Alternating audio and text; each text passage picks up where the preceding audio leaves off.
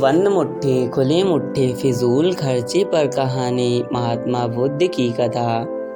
बंद मुट्ठी खुली मुट्ठी Buddha story in Hindi. Friends, इस पोस्ट में हम फिजूल खर्ची पर कहानी बंद मुट्ठी खुली मुट्ठी कहानी Buddha Hindi story on stinginess share कर रहे हैं। ये बुद्धा की कथा है फिजूल खर्ची पर कहानी, जो हमें जीवन में धन का संतुलन करना सिखलाती है। पढ़िए, एक व्यक्ति के 2 पुत्र थे। दोनों का स्वभाव एक दूसरे के विपरीत था। एक बहुत कंजूस था तो दूसरा फिजूल खर्च। पिता उनके इस स्वभाव से परेशान था। उसने कई बार उनको समझाया, लेकिन उन्होंने अपना स्वभाव नहीं बदला। एक दिन पिता को यह पता चला कि उनके गांव में महात्मा बुद्ध पधारने वाले हैं। वह उनके पास इस आस में पहुंच गया कि शायद वो उसके पुत्रों को समझा सके।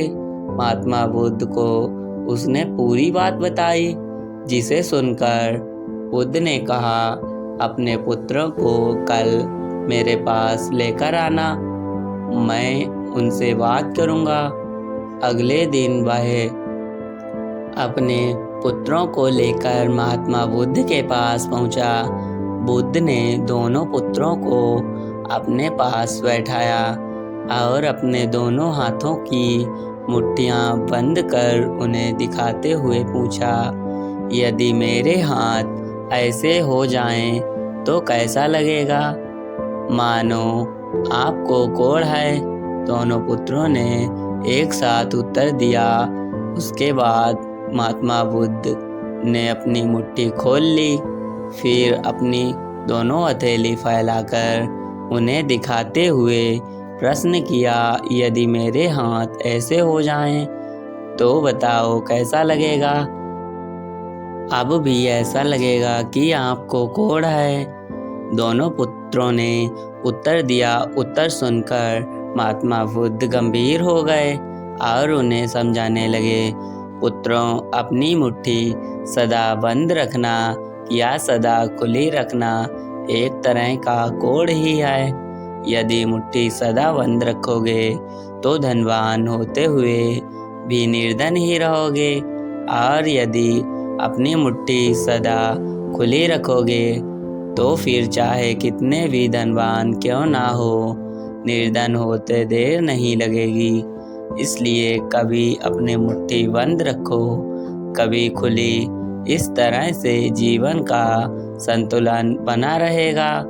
पुत्रों को महात्मा बुद्ध की बात समझ में आ ही गई और उन्होंने निश्चय किया कि संतुलन बनाकर ही अपना धन खर्च करेंगे।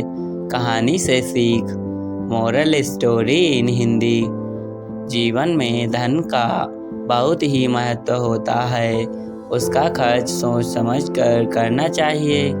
अधिक कंजूसी भी ठीक नहीं और अधिक फिजूल खर्ची भी ठीक नहीं होती है। दोनों ही दरिद्रता के संकेत हैं। एक धन होते हुए भी दरिद्रता और एक धन चले जाने की दरिद्रता। अतः ऐसे खर्च करें कि धन का संतुलन बना रहे।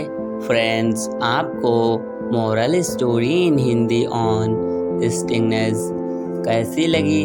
आप अपने कमेंट के द्वारा हमें अवश्य बताएं। ये हिंदी स्टोरी पसंद आने पर लाइक और शेयर करें। ऐसी ही और मोरल स्टोरी इन हिंदी पढ़ने के लिए हमारे चैनल को सब्सक्राइब अवश्य कर लें। थैंक्स दोस्तों।